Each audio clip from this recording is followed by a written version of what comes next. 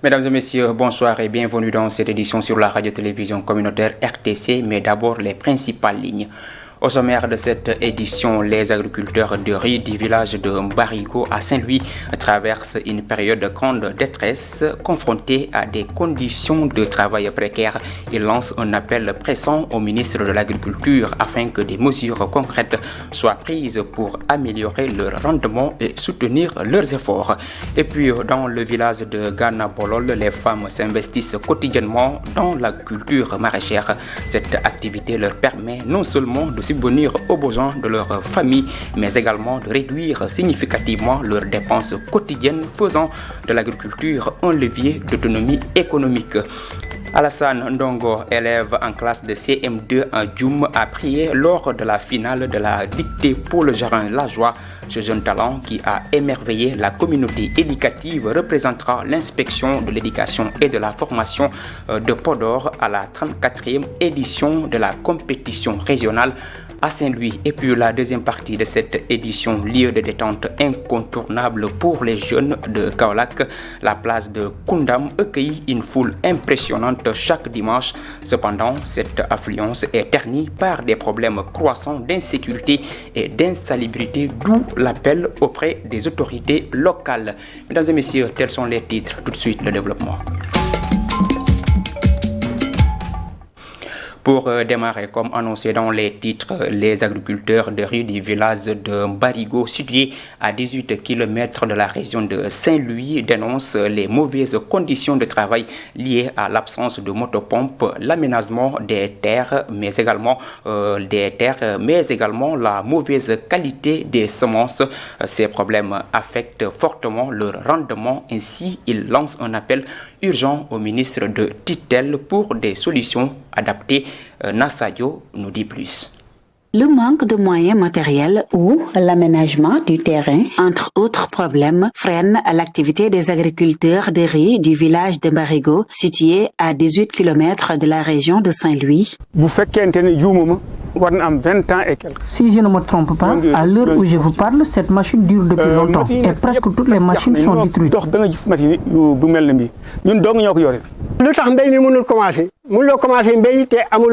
Nous ne pouvons pas continuer à travailler sans les moyens. Comme l'a souligné mon ami, il nous faut du matériel d'irrigation, des motopompes, mais surtout un bon aménagement du terrain.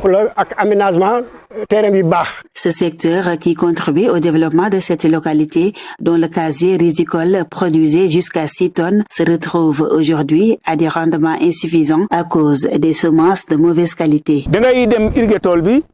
Pendant l'irrigation dans les champs, l'eau qui coule dépasse nos genoux. Vous voyez, c'est eux qui disent que nous devons récolter, mais ils doivent nous mettre dans de très bonnes conditions.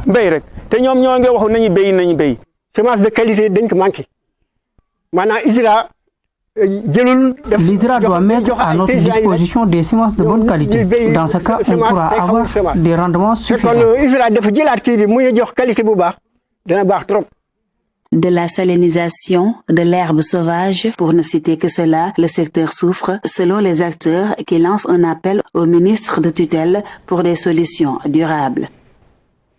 Les services des eaux et forêts de la région de Ziguinchor ont intensifié leurs efforts en menant une vaste opération entre juin 2024 et janvier 2025. Cette intervention a abouti à des résultats significatifs marqués par des saisies de bois d'une valeur estimée à plus de 300 millions de francs CFA et puis l'arrestation de 74 individus impliqués dans ce trafic. Pour plus de détails, suivons les explications du lieutenant-colonel inspecteur régional des eaux et forêts de Ziguinchor, interrogé par Aïssatou Zinette Badji.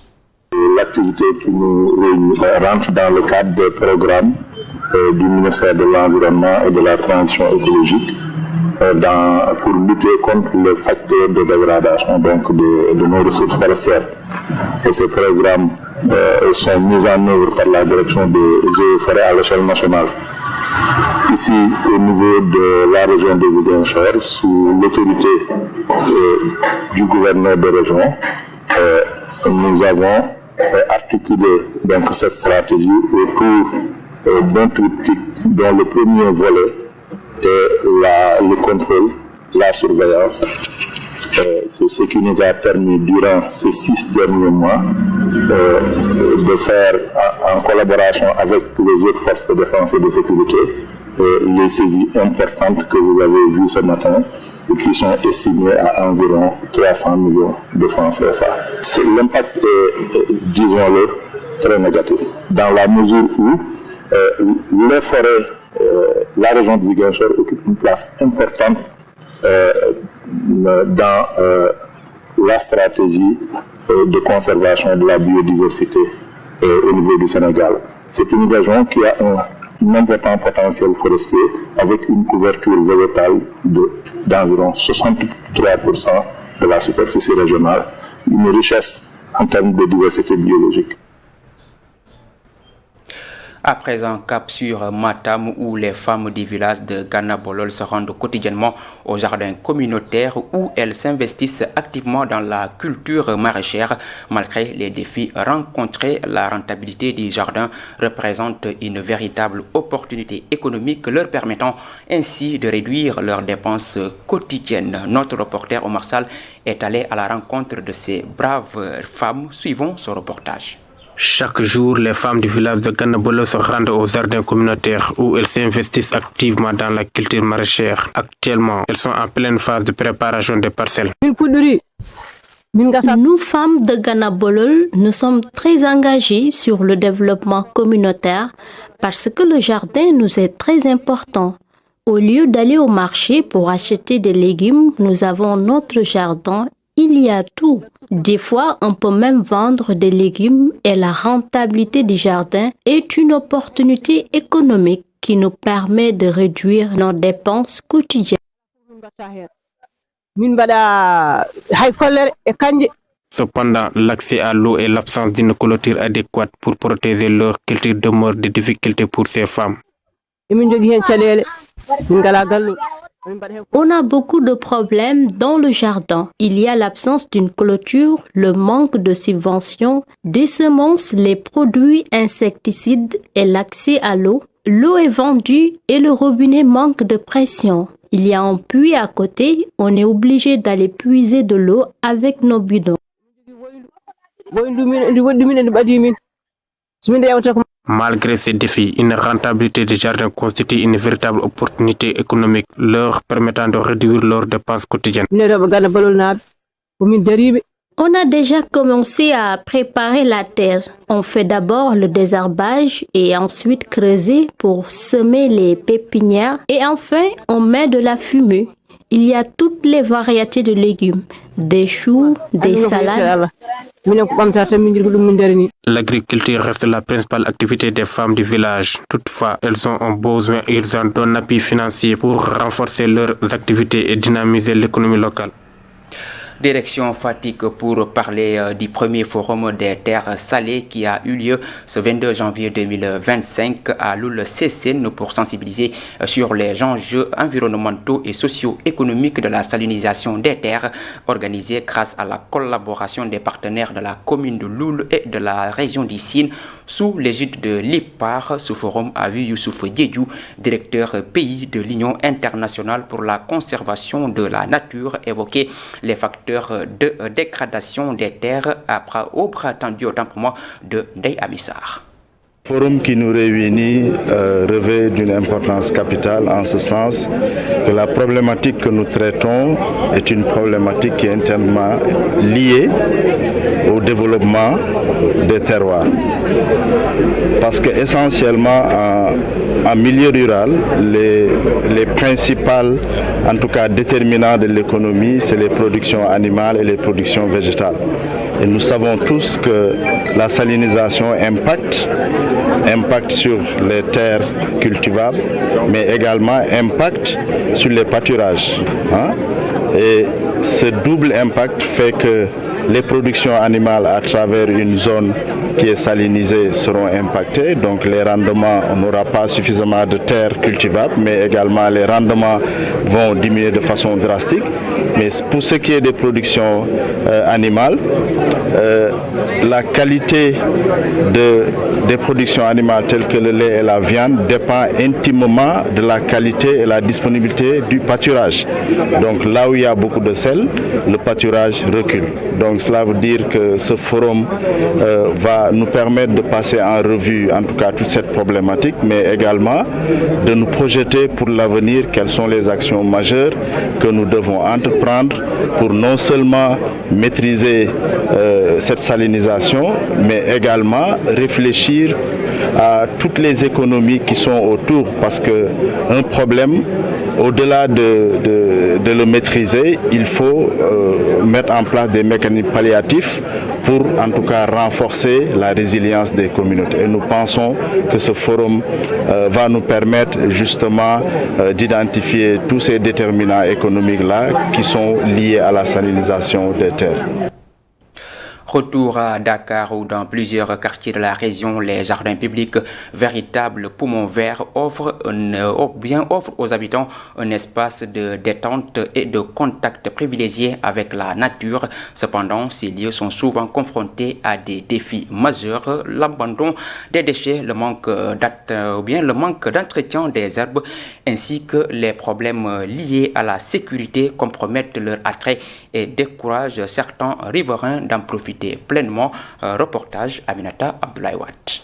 Les jardins publics ou espaces verts en pleine expansion dans certains quartiers de Dakar offrent des lieux de détente et de loisirs pour les citoyens. Le jardin public est un espace de détente pour les familles, les couples et surtout les passionnés de la lecture qui utilisent ces espaces verts pour voyager à travers les écrits. Nous avons l'habitude de fréquenter dans les jardins publics pour voir des fois échanger des idées, se communiquer avec les citoyens, parfois même amener nos enfants. L'entretien de ces espaces verts est souvent compromis par le mauvais comportement de certains usagers qui ne respectent pas les règles d'hygiène et de civisme. Ça aussi, c'est aussi un problème. Des fois, on rencontre beaucoup de problèmes sur ça. Malgré les efforts déployés pour assurer la propreté de ces lieux, l'incivisme persistant continue de causer des désagréments. C'est un comportement que nous constatons. Certains Sénégalais ne se soucient pas de la propreté des jardins publics. Cela rend notre travail plus difficile. Si certaines personnes évitent ces jardins publics en raison de leur insalubrité, d'autres s'inquiètent pour leur sécurité, ce qui limite leur fréquentation. Parfois, ce n'est pas sûr de rester dans ces lieux car on peut être agressé ou encore être victime de violence. Pour rendre les jardins publics plus attractifs et garantir la propreté de ces espaces verts, un changement de comportement s'impose. Les personnes qui fréquentent ces espaces doivent veiller à la propreté des jardins publics. Ils doivent bien gérer leurs déchets et ne pas les jeter par terre. Selon l'Organisation mondiale de la santé, les espaces verts ont un impact significatif sur la santé publique et l'environnement, d'où l'importance de leur protection pour le bien-être collectif. Aminata Abdoulaye Watt, les techniciennes de surface longtemps reléguées dans l'ombre malgré leur rôle indispensable au bon fonctionnement de notre espace public et privé, réclament une reconnaissance à la hauteur de leurs efforts. Ainsi, entre conditions de travail éprouvantes, faible rémunération et manque de considération, elles exigent des mesures concrètes pour valoriser leur métier. Anta Wadjei, présidente de leur association, a répondu aux questions de Insa Sagnan. Voilà, les techniciens de surface sont ceux qui sont au niveau des maisons, ceux qu'on appelle les bonnes, ceux qu'on appelle les femmes de ménage. Aujourd'hui, nous avons reçu assez de formations en hygiène hospitalière comme en milieu bureautique, raison pour laquelle on mérite ce nom. on mérite d'être valorisés. Mais cette journée du 14 janvier mérite d'être célébrée partout dans le monde. Raison pour laquelle on veut vraiment que l'État porte cette journée afin qu'elle puisse être une journée internationale. Nous sommes à notre 3e édition. La première édition a été le 14 janvier 2022. À l'Arène nationale, on avait pris comme thème la valorisation du métier. La 2e édition, on l'avait célébré, pris comme thème la formalisation du métier. Mais cette année-ci, on a insisté faire une randonnée pédestre pour vraiment magnifier le métier de technicien de surface, mais aussi pour vraiment faire reconnaître à la population ce que nous faisons tous les jours.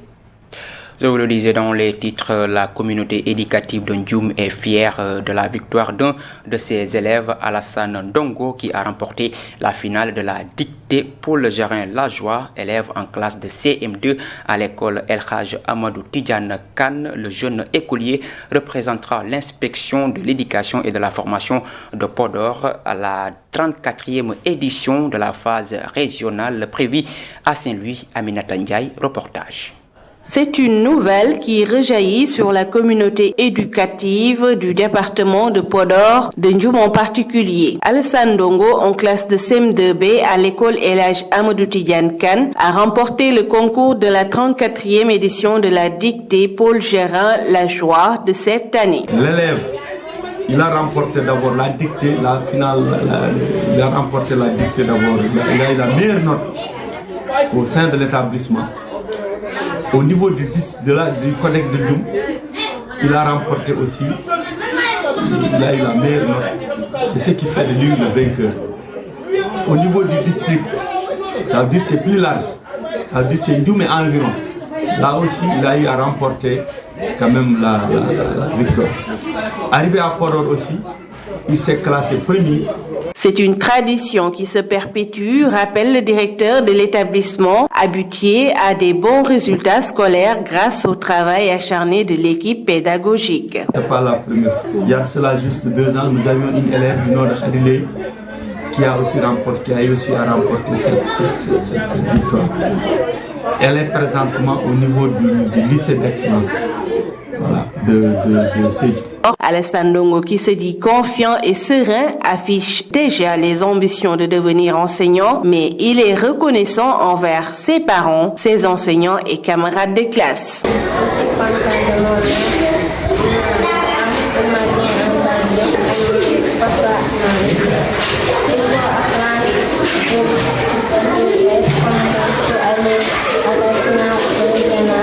Le directeur de l'école Ndioum 3 plaide pour plus de soutien pour maximiser les chances du candidat à la finale régionale prévue au courant du mois de février. Aminata Ndiaye, nous lui souhaitons une très bonne chance pour la prochaine édition. Mesdames et messieurs, c'est la fin de cette première partie de cette édition. Tout de suite, la deuxième partie. La deuxième partie de cette édition nous mène directement à Kaolack où chaque dimanche la place de Koundam est envahie par des centaines de jeunes, certains pour se baigner tandis que d'autres pour se détendre après une semaine de travail. Cependant, l'insalubrité et l'insécurité ternissent l'attractivité des lieux, obligeant souvent les visiteurs à partir avant le crépuscule. Ousmane Dem. Modou Diouf est un conducteur de taxi. Chaque dimanche, il se rend à la plage de Koundam histoire de changer un peu d'air. Toutefois, il se désole de l'état dans lequel se trouve cette plage.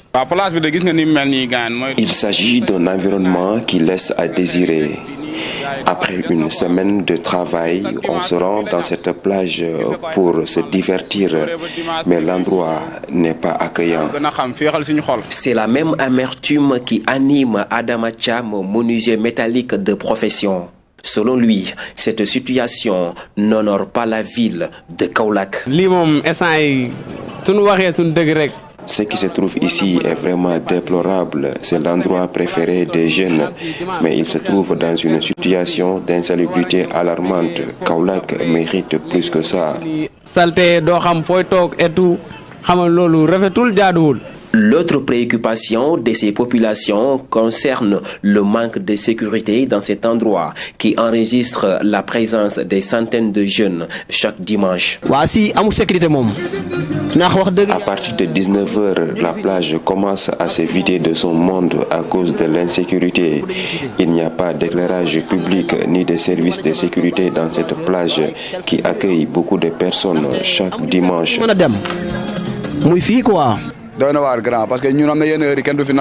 Personne n'est en sécurité dans cette plage à une certaine heure à cause du banditisme qui y règne. Même nos parents s'inquiètent pour nous, c'est vraiment déplorable. Pour être en mesure de continuer à fréquenter cette plage dans la quiétude, ces jeunes estiment que la municipalité doit investir dans ces lieux.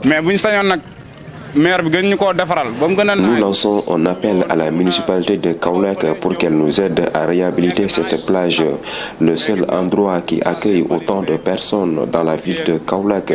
Cette plage mérite une image beaucoup plus reluisante.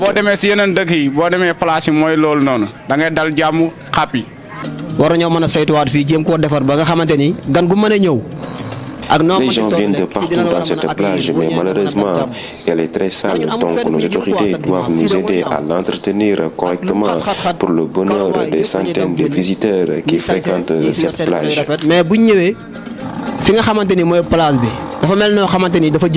Des travaux d'aménagement ont été entrepris dans cette plage depuis quelque temps. C'est ce qui a abouti à la réhabilitation de la case située à l'entrée de la plage de Koundam. Toutefois, l'insalubrité et le manque de sécurité demeurent toujours une préoccupation pour ces nombreux jeunes qui fréquentent régulièrement la plage de Koundam. Ousmane Dem, merci à vous. Mesdames et messieurs, c'est la fin de cette édition sur la radio-télévision communautaire RTC. Merci de l'avoir suivi. L'information continue sur www.iracsenegal.sn. Au revoir.